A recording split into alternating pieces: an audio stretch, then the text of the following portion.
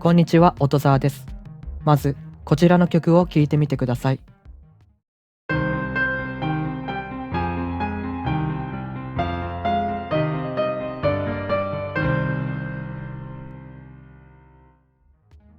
どうだったでしょうか。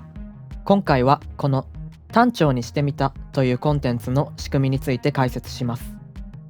まず、長調から単調へ変換するとき、何が行われているのかというと、メロディーやコードの元となっているスケールがメジャースケールからマイナースケールに差し替えられています。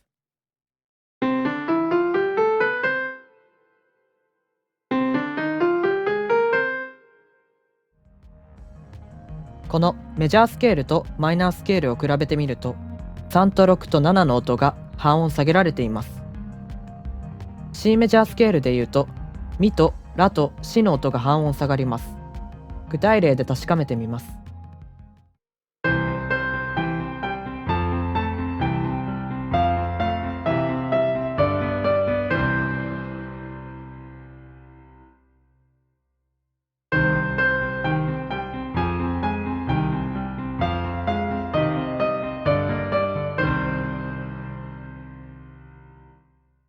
コードも同様です。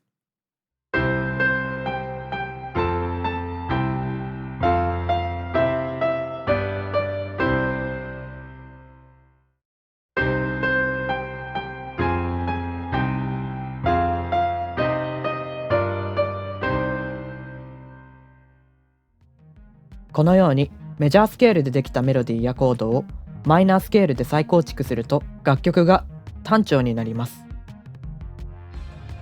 次にマイナースケールの3種類のバリエーションについて説明します。なぜ3種類もあるのか、森のくまさんの単調バージョンを例に見てみます。1つ目はナチュラルマイナースケールです。先ほど見た3と6と7の音を半音下げたものです。これは英語文法の動詞の原型のようなものです。では、ナチュラルマイナースケールで単調にした森のくまさんを演奏します。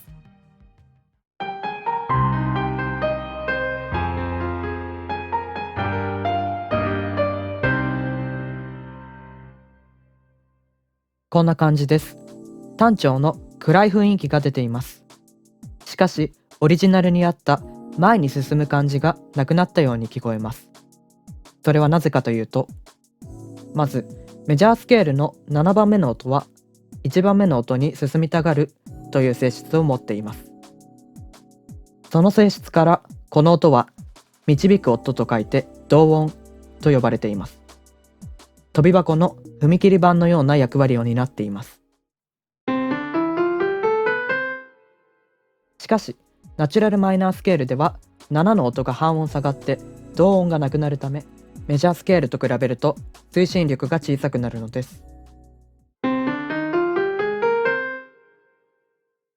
それを解決するためのスケールがハーモニックマイナースケールです。ピアノの図を見るとわかるように、7の音を半音上げ戻し、同音による推進力を復活させています。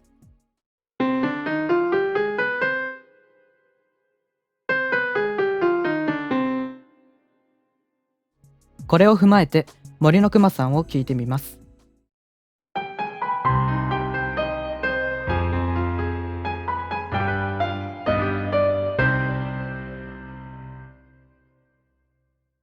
どうだったでしょうか。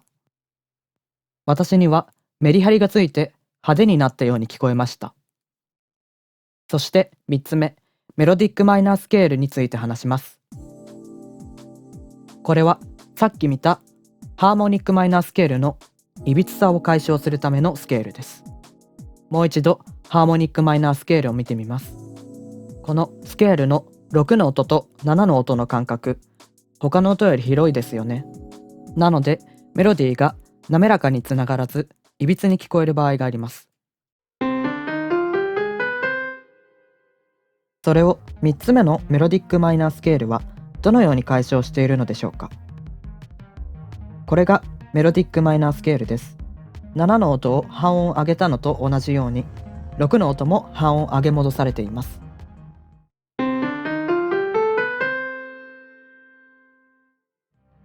こうすることで滑らかなメロディーを作ることができます。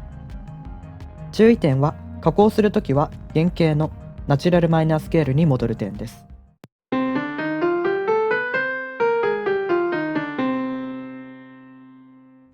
理由は、7の音から1の音に向かわないため同音を作る必要がないことと、いびつさを解消する過程の中でスケールの後半部分がメジャースケールと同じものになってしまい、暗い雰囲気が出ないからです。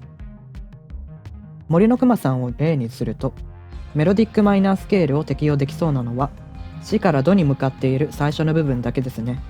一方でここにあったいびつさはナチュラルマイナースケールで解消します。3つ目のコードには同音が含まれている G のコードを使います。それを踏まえて聴いてください。